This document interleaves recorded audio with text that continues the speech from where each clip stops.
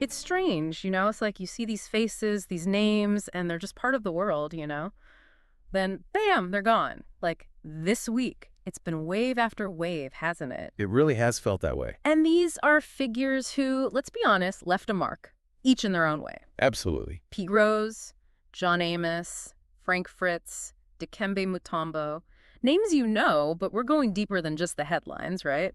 Peeling back the layers a bit. That's what we're here for, to unearth those fascinating details. Exactly. And it's that kind of unexpected mix that I find so interesting. I mean, we're talking baseball, acting, antiquing, basketball. And yet, each of them, despite those completely different worlds, they all tapped into something universal. Right, something that resonates. So where do we even begin? Well, we could start with someone who embodied hustle like no other Pete Rose. Oh man, Pete Rose. You say baseball, and that name is, like, instantly in the mix. The records, World Series. The guy was a force. He was.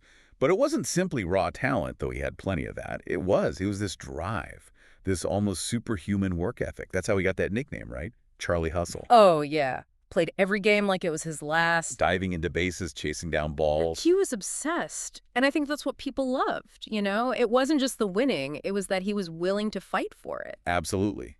He embodied that never-give-up spirit. It's that blue-collar ethos. It's practically part of the American dream, isn't it? Totally. Rose became more than just a player. He was this folk hero. Hard work equals legend. It's a powerful story. It is. Yeah. And it makes that whole gambling scandal, well, it makes it even more tragic, don't you think? Yeah. It's like, talk about a fall from grace. This icon, banned from the sport he loved, Hall of Fame. Out of the question. It really makes you think, can you separate the person from their achievements? It's the age-old question, isn't it? And honestly, there's no easy answer. But here's what gets me. Even after admitting to it, to the gambling, Rose never really apologized. Like, fully. That's true. Never quite bowed to public opinion. And he was selling those autographed baseballs. What was it he wrote? Sorry, I bet on baseball. Yeah. I mean, it's almost like a wink, a way to control the narrative. Like, you can't define me by my mistakes. Defiance, right. He was who he was, good or bad. Which, when you think about it, goes back to that core part of him, the hustle. Unwavering. On his own terms, till the very end. It's quite a legacy. It really is. Okay, let's switch gears completely. From baseball to, well, television. John Amos. For a lot of people, he was that strong father figure, especially in good times. And you can't talk about that show without talking about his cultural impact, especially back in the 70s. A black family on TV, and not just as a side story. It was groundbreaking. It was. And Amos wasn't just going through the motions. He was invested. Oh, yeah, he pushed back against the producers, wanted to make sure his character, James Evans Sr., was portrayed realistically. He felt that responsibility deeply. Dignity, challenging those stereotypes. This wasn't just entertainment, it was representation. And that commitment to portraying black characters with depth, with strength, that comes through in another iconic role, Kunta Kinte in Roots. Wow. Now, Roots was more than just a TV show. It was a cultural event. Exactly. It forced America to confront a really dark chapter. And Amos's performance, forget about it, it was captivating, raw, powerful. And unforgettable. Right. You see these two roles, James Evans Sr., Kunta Kinte, they really do reflect Amos's own values, don't they? Using his acting to make a statement. He did. And you know what's fascinating? Before acting, he was actually a pretty decent football player. Oh, wow, I didn't know that. College ball, even had a brief stint with the Kansas City Chiefs. Really? So you never know where life's going to take you. That's the truth. It makes you think about all the different paths we could take, huh? It does. But some things just resonate, Like with Frank Fritz, there was this genuine love for the hunt. Oh, absolutely. The American Pickers guy. He was like everyone's favorite grandpa, Yeah. finding treasures in the trash. He had this knack, seeing the beauty in the forgotten and the stories he could tell. See, and that's what got me about the show. It wasn't just about the antiques themselves, right? It was that sense of nostalgia. Absolutely. History isn't just dates in a book. It's the stories we tell, the objects we hold on to.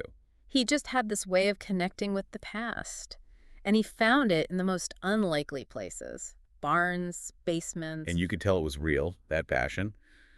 Sadly, his time on the show got cut short, didn't it? Yeah, the health issues. It makes his passing even, I don't know, more poignant. It does. But you know what's nice? Even after he left the show, that friendship with Mike Wolfe, It stayed strong. There's something to be said about a bond like that. A shared passion. Uh, It uh, creates a connection. Speaking of connections, I heard they're doing a motorcycle run in his honor. Oh, really? That's perfect. That's so Frank. It is, right? Out on the open road, searching for those hidden gems. True free spirit. It reminds you that life's short, Yeah. Find what you love and hold on to it. Well said.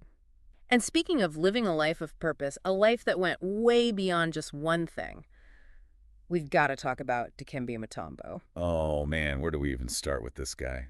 The finger wag, the humanitarian work. He was larger than life. He was a force to be reckoned with, on and off the court. I mean, as a player, defensive powerhouse. Oh, yeah. That finger wag. Opponents were terrified. But he never took himself too seriously, Always had that twinkle in his eye. He made it fun to watch. He did.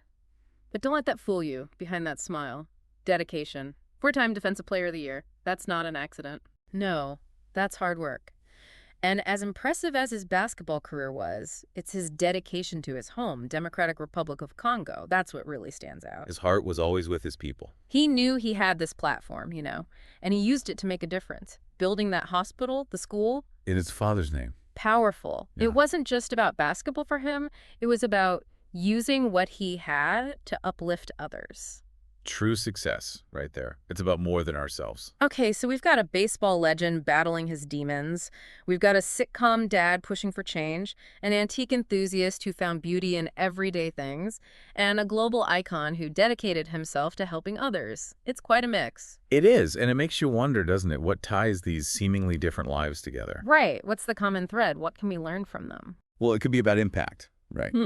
About leaving a mark that's bigger than any one achievement, any mistake. It's like they all challenged us to look deeper, beyond the surface. To appreciate the complexities. Yeah. Because life, well, it's rarely simple. It really makes you think, doesn't it? All these lives, these stories. I mean, sometimes it feels like there are more questions than answers. Maybe that's the point, right? Could be. But it makes you think about your own life, What will people remember about us? That's a big question. Maybe even a little overwhelming. It is. But maybe instead of focusing on the legacy part, we should just try to, I don't know, live lives worth remembering. I like that. It's not about chasing fame, but about finding those things. The things that light you up. Exactly, like Pete Rose and that passion for the game, right? Yeah. Or John Amos using his art to make a statement. Frank Fritz and that infectious enthusiasm. Yeah. Dikembe Mutombo, always striving to make a difference. It's about finding that thing. Yeah. A thing you believe in and putting yourself out there. And who knows, maybe we leave the world a little better than we found it. That's a good goal. It really is. Well, this has been quite a journey, this deep dive. 4 incredible lives. It really has. And I think if there's one thing we can take away, it's that it's not about being perfect. It's about being authentic. Finding your voice Yeah. and realizing we can all make a difference. Big or small. So, as we wrap things up, what's the one thing you hope our listeners will remember from this conversation? Oh, that's easy. Life is short. And the world. The world is an amazing place. So get out there, find your passion, and don't be afraid to shake things up a little. You never know whose life you might touch. Perfectly said. And to everyone listening, thank you for joining us on this deep dive. Keep those conversations going. And until next time, remember, your story matters. Make it count.